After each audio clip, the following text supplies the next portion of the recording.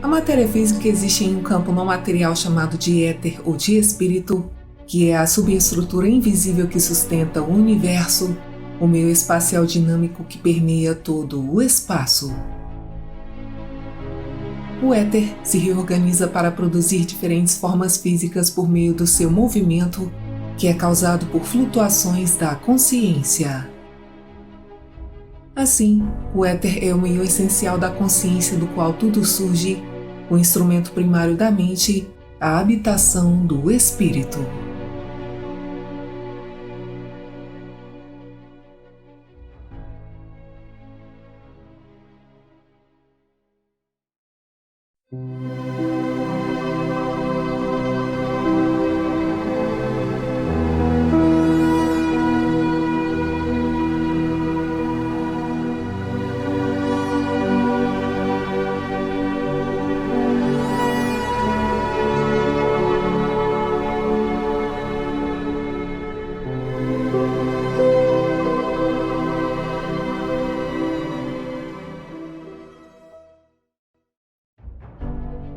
Existe um campo imaterial no qual a matéria física existe, um meio universal de espaço e tempo que conecta todas as coisas.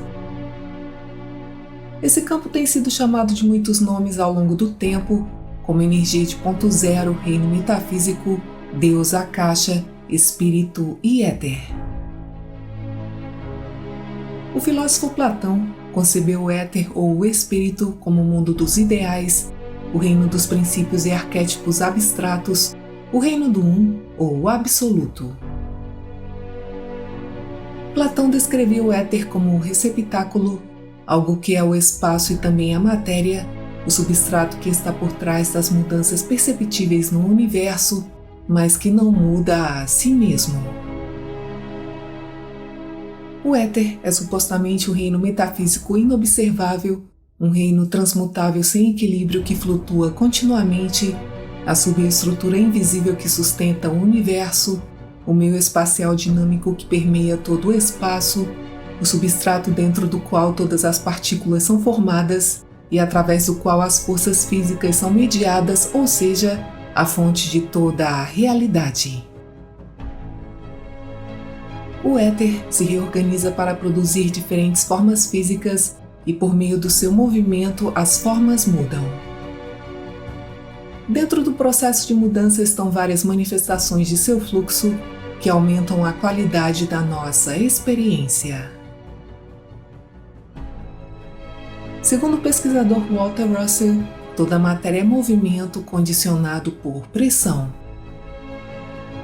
O éter é compressível, o que significa que ele pode armazenar momento, que é a quantidade de movimento de um corpo em movimento. De acordo com Russell, todo movimento é oscilatório e o éter oscila em sequência entre duas forças aparentemente opostas, a gravitação e a repulsão, que são elétrica e magnética, respectivamente. O universo criado da matéria é apenas o efeito dessas duas forças opostas, masculino e feminino, exercendo a sua oposição que somadas constituem apenas uma única força. O éter é composto de flutuadores fundamentais subquânticos, pequenos vórtices que geram vibrações com base nos movimentos da consciência, pensamentos, intenções, foco e emoções. Toda a ideia da mente produzida pelo pensamento é reproduzida em todo o universo na forma dessas ondas eletromagnéticas opostas que constituem o universo criado. O pesquisador Paul Laviolette afirma que o fluxo etérico resulta em uma transmutação das suas unidades de um estado para o outro, e essas transmutações do éter podem se auto-organizar e formar padrões de ondas estáveis que se tornam observáveis em nosso universo físico como energia eletromagnética, como luz. Laviolette afirma que as partículas subatômicas são padrões periódicos na natureza a partir de uma condição inicial aleatória que se auto-organizam dentro de um meio subquântico que funciona como um sistema aberto, em outras palavras, o éter. O filósofo Alfred North Whitehead afirmava que o éter transmutante é capaz de gerar partículas subatômicas e fótons que se manifestam como padrões de concentração de éter estacionários ou que se propagam inerentemente.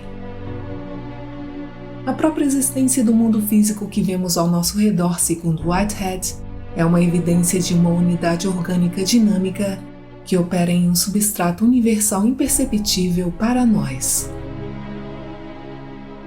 O físico e inventor Nikola Tesla propôs um éter semelhante a um gás que é acionado por uma força criativa que, quando lançada em espirais infinitesimais, dá origem à matéria perceptível e que, quando essa força diminui e o movimento cessa, a matéria desaparece, deixando apenas o éter.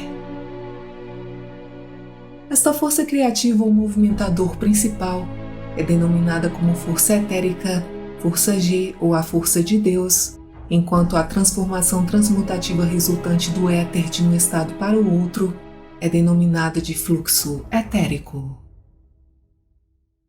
O I Ching, o livro das mutações, menciona a criação como resultado de transmutações mútuas cíclicas das energias Yin e Yang.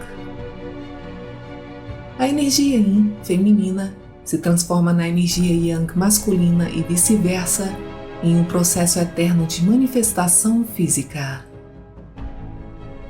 O éter transmutante também se assemelha às descrições dos teósofos Annie Besant e Charles Leadbeater, que já em 1895 disseram que o éter não é homogêneo, mas consiste em partículas de vários tipos, diferindo nas agregações dos corpos minúsculos que as compõem, e essas partículas são as unidades do éter.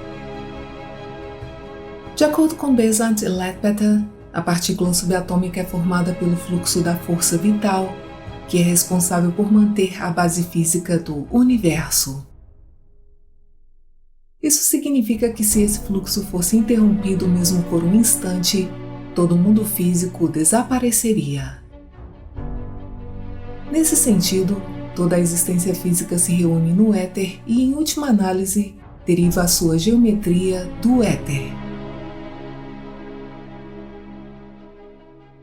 A força criativa ou a força de Deus age simultaneamente em todo o universo para manter as unidades do éter, e é a rotação eterna dos vórtices do éter que deve ser mantida para dar a estabilidade de toda a matéria no universo.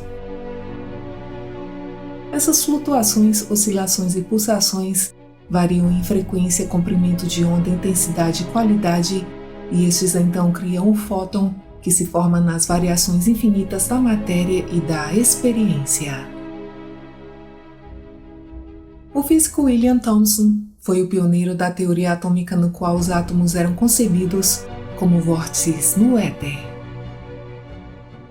Thomson provou que tais vórtices eram absolutamente permanentes, significando que eles só poderiam ter surgido por meio de um ato de poder criativo, isto é, que eles devem ter sido criados pelo Espírito.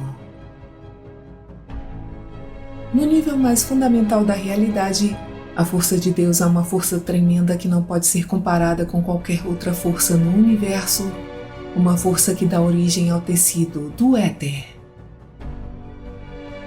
Esta força primária é algo vivo e é a fonte de todas as coisas animadas e inanimadas.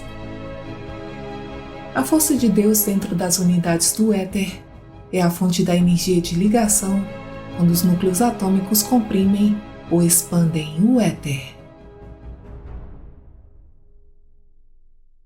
De acordo com o físico Walter Nernst, os átomos são recriados a partir do éter, que é um grande reservatório de energia, com a sua energia sendo armazenada na forma de energia de ponto zero. Segundo Nernst, a energia irradiada pelos núcleos radioativos dos átomos formados seria em parte absorvida pelo éter, e do éter, enriquecido em energia, surgiriam novos núcleos radioativos. Os átomos são como nuvens discretas de várias camadas brilhantes que contêm quantidades proporcionalmente enormes de energia, uma frequência eletromagnética diferente, mais precisa. Os elétrons não são partículas que circundam o núcleo, em vez disso, eles são padrões de ondas estacionárias a distâncias discretas do núcleo, e o éter simplesmente repõe essas ondas estacionárias eternamente.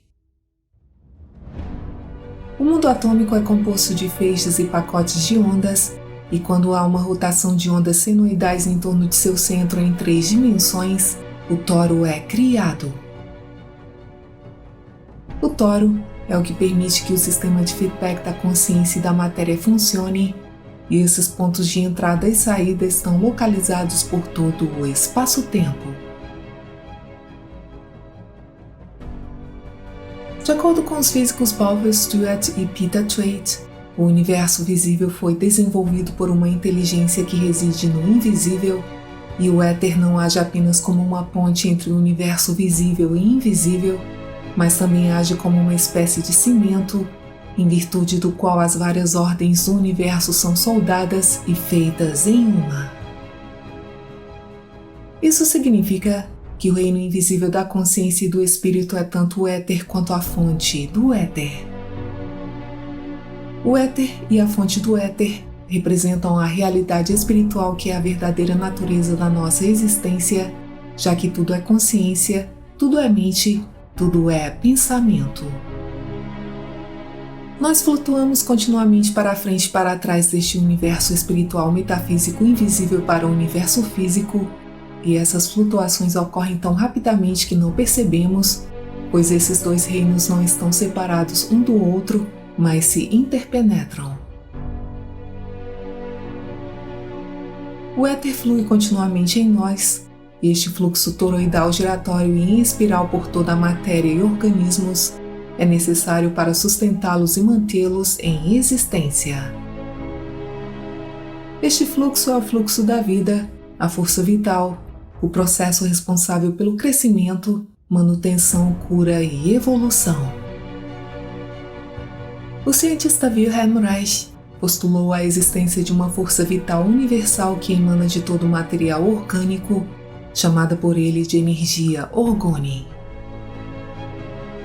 O éter é dinâmico, pois a sua unidade quântica é um campo magnético giratório, e a força de Deus, sendo a causa deste campo magnético rotativo, demonstra que o éter está vivo e de alguma forma se auto-perpetua.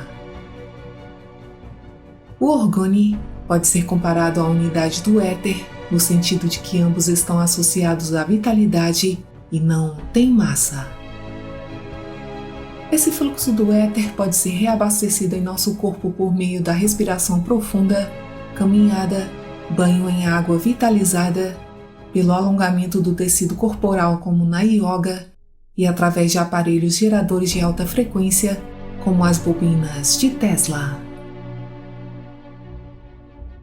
O físico Oliver Lodge viu o éter como o instrumento primário da mente, o veículo da alma, a habitação do espírito, a vestimenta de Deus. A mente é o universo e a substância da mente é o fundamento da criação. A criação é apenas uma manifestação da ideia sublime de Deus de um universo de espaço, tempo e movimento, apenas uma materialização de imagens pensadas durante o processo de pensamento da mente em ação, e se a mente universal de repente parasse de pensar, todas as coisas criadas desapareceriam instantaneamente. Não há diferença entre o espiritual e o físico, exceto a variação no movimento, já que não existem duas substâncias no universo e assim, o espírito e a matéria são a mesma substância. A mente universal é a força imaterial, pré-existente, toda poderosa e criativa do universo, a força de Deus. Cada unidade quântica do éter é uma estrutura de uma ordem mais complexa do espírito ou da mente, e a soma de todas as unidades quânticas do éter tem as propriedades idênticas das suas partes. Isso significa que esta mente divina está presente em todo o universo visível e se aplica igualmente a todos os objetos, independentemente de seu tamanho, constituição e estrutura. Segundo o matemático Ernest Barnes, Deus é transcendente e imanente, a fonte da experiência espiritual e o criador do mundo material. De acordo com Barnes, Deus não está separado da existência, pois todo o reino da natureza deriva a sua existência dele e é, portanto, sujeito à sua orientação e o domínio da sua atividade. A substância única não pode ser dividida em muitas substâncias ou em muitas partes, e nesse sentido, a individualidade é apenas uma aparência. Todos nós somos uma parte dessa mente divina, e os movimentos da nossa consciência aumentam o éter em todos os momentos. Nós criamos continuamente novas flutuações, como toda a vida e a matéria, e isso é o ciclo de feedback da consciência que permite que a consciência crie a matéria e que nos permite cocriar continuamente a nossa realidade visível com todas as outras consciências. Por isso, somos todos um, ou seja, estamos todos conectados. O éter é o superpotencial escalar e na física escalar, todas as forças surgem de campos mais profundos conhecidos como potenciais, os quais surgem do superpotencial primordial. Esses potenciais são infinitos, são os potenciais da consciência, todos os seus vários movimentos e expressões que são, podem e irão ocorrer. De acordo com o místico Charles Fillmore, o éter é uma substância mental inesgotável que está disponível em todos os momentos e em todos os lugares, a semente universal que responde com poder mágico à mente ativa do humano. Segundo Fillmore, todos os processos criativos envolvem um reino de ideias e um reino de padrões ou expressões dessas ideias, e como a mente divina é a única realidade, quando incorporamos as ideias que formam esta mente em nossa mente e perseveramos nessas ideias, uma força poderosa brota dentro de nós. O espírito não está confinado à matéria, mas é a sua essência intangível. A matéria é uma limitação mental da substância divina, cujo caráter vital e inerente se manifesta em todas as formas de vida. O éter pode ser concebido como a energia de Deus, ou a luz do Espírito, e todo o universo criado de tudo o que é, sempre foi e sempre será, é apenas a única substância em movimento, a luz, e o Espírito é a luz. Toda a matéria é Espírito, o Espírito é Deus, e Deus é universal.